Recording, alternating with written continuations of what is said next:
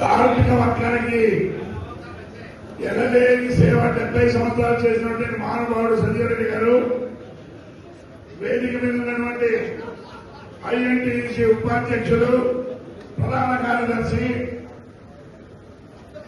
ప్రధానంగా మాజీ పిసిసి అధ్యక్షుడు, మాజీ పార్లమెంట్ సభ్యుడు హనుమంతరావు గారు, వేదిక మీద ఉన్నటువంటి ఐఎన్టీసీ నాయకులు, వేదిక మీద ఉన్నటువంటి కార్మిక బంధువులు అందరికీ ప్రప్రథమంగా డాక్టర్ సంజయ్ రెడ్డి గారి జన్మదిన సందర్భంగా వారికి కృతజ్ఞతలు, ఆయురారోగ్య ఐశ్వర్యాలతో ఉండాలని, అదేవిధంగా భారతదేశ కార్మిక వర్గానికే కాకుండా యావత్ ప్రపంచ కార్మిక వర్గానికి కూడా ఇంకా సేవ చేసే పరిస్థితి భగవంతుడు కల్పించాలని ప్రార్థిస్తూ ఈ ట్రేడ్ యూనియన్ సందర్భంగా పెద్దలు ఆడి చంద్రశేఖర్ గారు రాజకీయ తీర్మానం పెట్టాలని చెప్పడం జరిగింది. ఈ 11-12 సంవత్సరాల లోపల భారతదేశంలో గతంలో కార్మిక నాయకులు, కార్మిక సంఘాలు ఎన్నో పోరాటాలు చేసి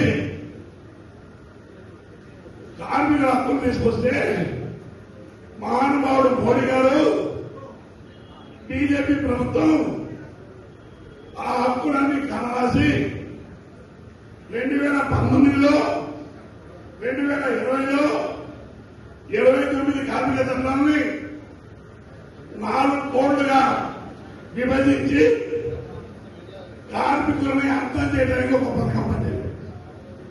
దానిలో ప్రధాన ఉద్దేశం ఏంటంటే కార్మికులు శ్రమజీవులు కట్టు బానిసలాగా యజమానుల దగ్గర, కార్పొరేట్ కంపెనీల దగ్గర, మల్టీనేషనల్ కంపెనీల దగ్గర, పెద్ద పెద్ద బిజినెస్ హౌస్ దగ్గర బానిసగా పనిచేయాలని ఆ చట్టాలు తీసుకున్నారు.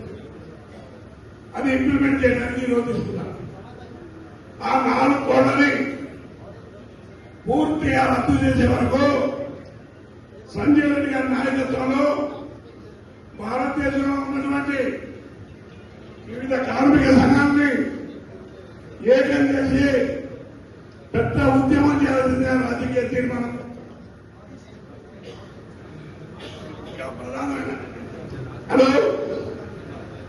ప్రధానమైన అంశం ఏంటంటే సోనియా గాంధీ గారి నాయకత్వంలో యూపీఏ ప్రభుత్వం, మన్మోహన్ సింగ్ గారు భారతదేశంలో ఉన్నటువంటి గ్రామీణ ప్రాంతాల్లో Mahatma Gandhi national rural employment guarantee programme తీసుకొచ్చి గ్రామీణ ప్రాంత నిరుద్యోగాన్ని రూపమాపనం చేసి ప్రపంచంలో ఎక్కడా లేని విధంగా గ్రామీణ ప్రాంతంలో పని కల్పించే నరేగా ప్రోగ్రామ్ ని తూర్పు వచ్చి ఈ దేశంలో గ్రామీణ ప్రాంత కార్మికుల్ని కాంట్రాక్ట్ లేబర్ గా పెద్ద నేషనల్ కంపెనీ దగ్గర పెట్టాలని దాన్ని రద్దు చేయలేదు. కానీ ఆందోళన రద్దు చేసేది మోసపూరితంగా 125 పత్రికల ఇంతకుముందు రాష్ట్రాలు 10% ఇస్తే ఇప్పుడు 40% ఇయ్యాలి. అంటే ఇవాళ భారతదేశంలో ఏ రాష్ట్ర ప్రభుత్వం కూడా నరేగా ప్రోగ్రాం 40% పెంచే పరిస్థితి లేదు. అంటే 48 కాదు 60 కాబట్టి ఆ స్కీమ్ లేదు. ఆ స్కీమ్ ని పునరుద్ధరించాలని సంజయ్ రెడ్డి గారి నాయకత్వంలో ఉద్యమం చేయాలని తీర్మానం చేస్తాం. మూడవది ప్రధానంగా నిన్న కాకుండా మోడీ గారు ట్రంప్ తో చేసుకున్న డీల్ వల్ల భారతదేశ వ్యవసాయ రంగం పూర్తిగా నిర్వీర్యమై ఇక్కడ ఉన్నటువంటి రైతులు వాళ్ళ పొలాల్లో, చేళ్లలో కూలీలుగా పనిచేసే పరిస్థితి వచ్చింది. ఆ ఉద్యమాన్ని కూడా రాహుల్ గాంధీ గారు వ్యతిరేకిస్తున్నారు. కార్మిక వర్గ తరఫున సంజీవ్ రెడ్డి గారు కూడా కార్మికులు కన్నా ఏకం చేసి దాన్ని వ్యతిరేకించాల్సిందిగా తీర్మానం చేయడం జరిగింది.